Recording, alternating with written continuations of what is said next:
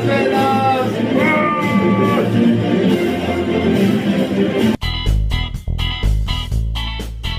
Recientemente me encontraba viendo Doctor Stone y hubo un capítulo bastante interesante que me llamó bastante la atención, y es cuando Senku utiliza el sextante.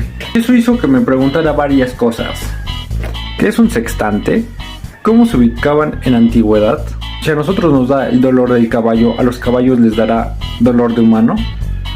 Bastante curioso. Respondiendo algunas preguntas bastante interesantes, y lo primero diría el descuartizador. Vamos por partes. Si nos remontamos a la antigüedad, por ejemplo desde Cristóbal Colón, evidentemente el sextante no era contemporáneo a la historia de Cristóbal Colón. El sextante se terminó de desarrollar en el siglo XVIII, mientras que Cristóbal Colón era contemporáneo al siglo XV y el siglo XVI. Entonces, ¿cómo se ubicaban en la antigüedad? Pues déjame decirte que esto era más rudimentario de lo que parece, ya que esto era más o menos al tanteo. Tenías que utilizar una brújula, un reloj, la velocidad a la que iba el barco, y para ese entonces pues uno de los instrumentos más importantes era el cuadrante. Pero para esto el cuadrante no era tan eficiente debido a que necesitabas una superficie fija para poder utilizarlo. Evidentemente en el mar no tienes una superficie fija por el oleaje.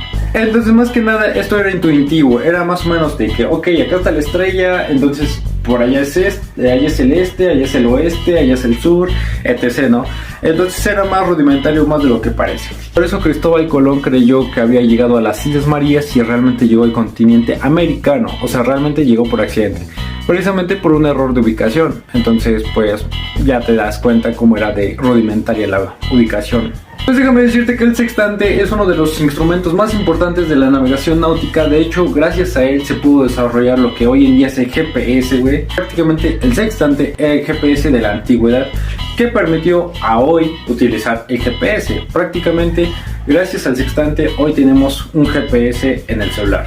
Consistía en una serie de espejos y una mirilla, donde tenías que alinear el horizonte con el astro mayor, que podía ser una estrella o el sol, para después hacer una serie de cálculos y así determinar tu latitud y tu longitud en posición exacta.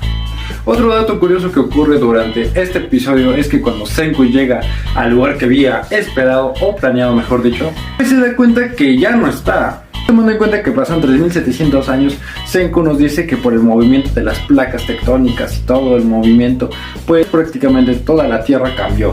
Esto es totalmente cierto debido a que en la antigüedad, muchísimos miles de años antes, existía un supercontinente que se llamaba Pangea. Pues prácticamente eran todos los continentes juntitos así. Pero pues obviamente con el pasar de los años, los terremotos, el movimiento de las placas tectónicas, etc., ese supercontinente